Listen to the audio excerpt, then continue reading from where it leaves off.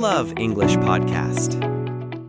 Hello, everyone, and welcome back to the Love English Podcast. I'm Leo. And I'm Emma.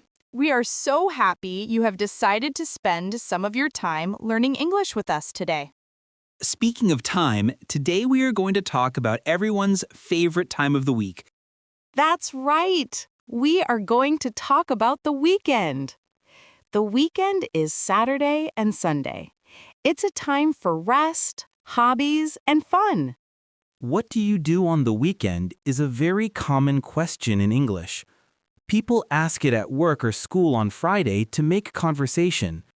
It's a great way to get to know people better. And today we will teach you how to ask and answer this question using very simple language. So let's start with the question. The most common way to ask is, what are you doing this weekend? Let's say that slowly. What are you doing this weekend? Listeners, you can repeat after us. What are you doing this weekend? You can also ask, do you have any plans for the weekend? It means the same thing. So, Leo, do you have any plans for the weekend? I do. On Saturday, I am going to meet my friends. We are going to have lunch at a new restaurant. That sounds nice. What about Sunday? Sunday is my lazy day. On Sunday, I am going to stay home and relax. I will probably read a book and watch a movie. That sounds like a perfect weekend. A little bit of social time and a little bit of relaxing time. Exactly. Listeners, did you notice how I answered? I used the phrases on Saturday and on Sunday. This helps organize your answer. Let's learn some common weekend activities. You can use these to describe your own weekend. A very popular activity is to meet friends, like I am doing. You can also go shopping. Many people go to the supermarket or the mall on the weekend. If you like being outdoors, you can go to the park or go for a walk. If you are tired, you might want to relax at home or stay home, like Leo on Sunday. You can also do chores. Chores are the necessary jobs around the house, like cleaning or doing laundry. I always do my chores on Saturday morning to get them finished. Me too. Other fun activities are watch a movie, read a book, or listen to music. And a very important one for many people is visit family. Weekends are a great time to see your parents or relatives. So now you have a lot of new phrases. Let's practice making a sentence. You can say, on Saturday, I usually go shopping. Or, on Sunday, I visit my family. Listeners, think about your own weekend. What is one thing you usually do? Try to make a sentence in your head. Great. Now let's see how these conversations happen in real life. Okay, for our first situation, let's imagine it is Friday afternoon. Two coworkers are finishing their work for the week.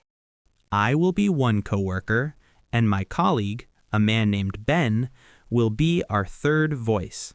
He will ask me about my weekend plans. Well, Leo, we made it. It is Friday. Yes, finally. It was a long week. I am ready for the weekend. Me too. Do you have any special plans for the weekend? Nothing too special. On Saturday, I am helping my brother move into his new apartment. It will be a lot of work. Moving is hard work. I hope you have some time to relax too. I will. After we finish, we are all going out for pizza. And on Sunday, I am going to do absolutely nothing. Just relax at home. What about you, Ben? I am going to the beach on Saturday with my family.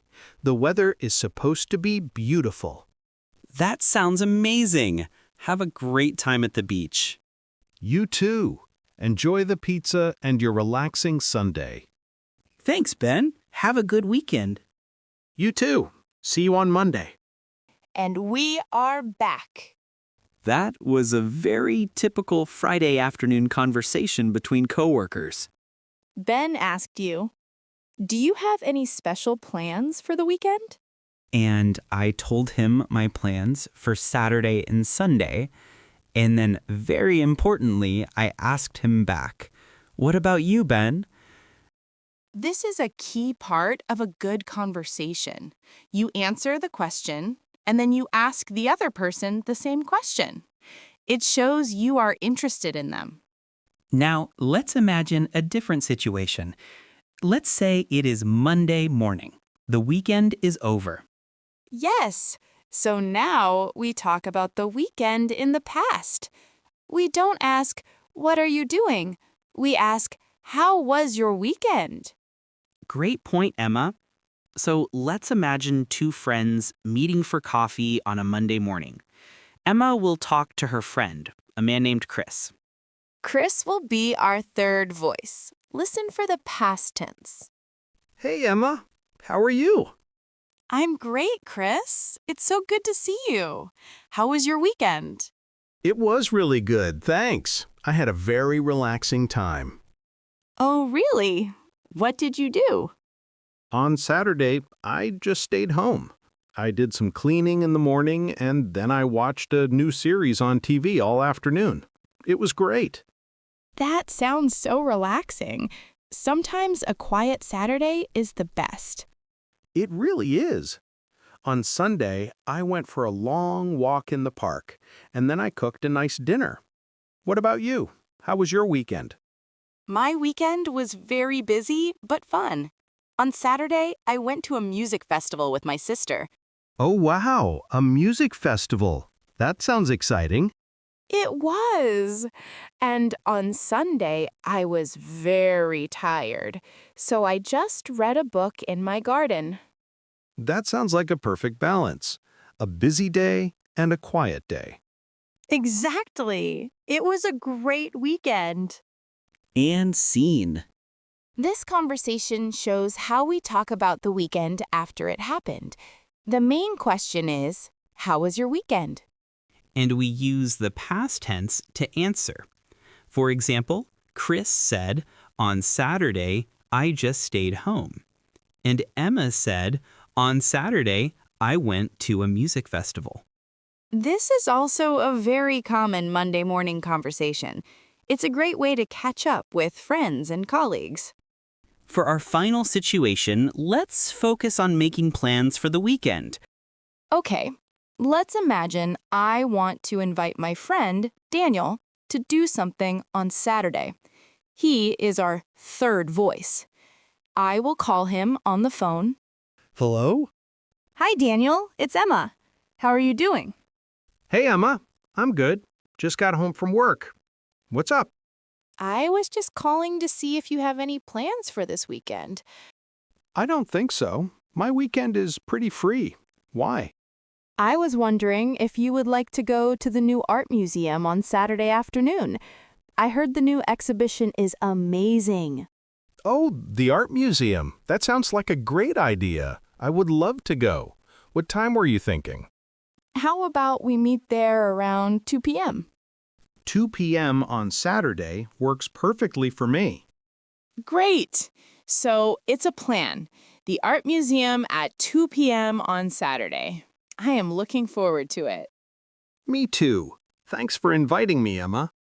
Of course. I will see you on Saturday.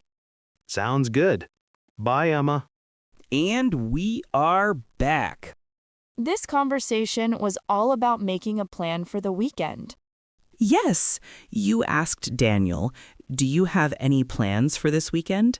Since he was free, you invited him to the museum.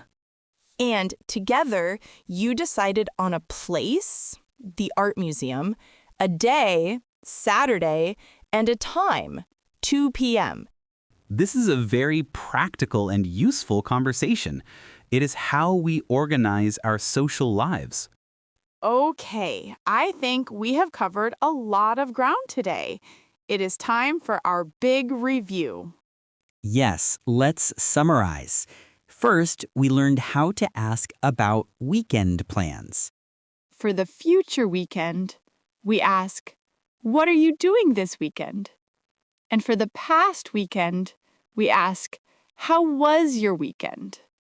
We learned many phrases for common weekend activities, like meet friends, go shopping, relax at home, and visit family. We practiced how to structure our answers using on Saturday and on Sunday. And we saw these conversations in 3 different real-life contexts.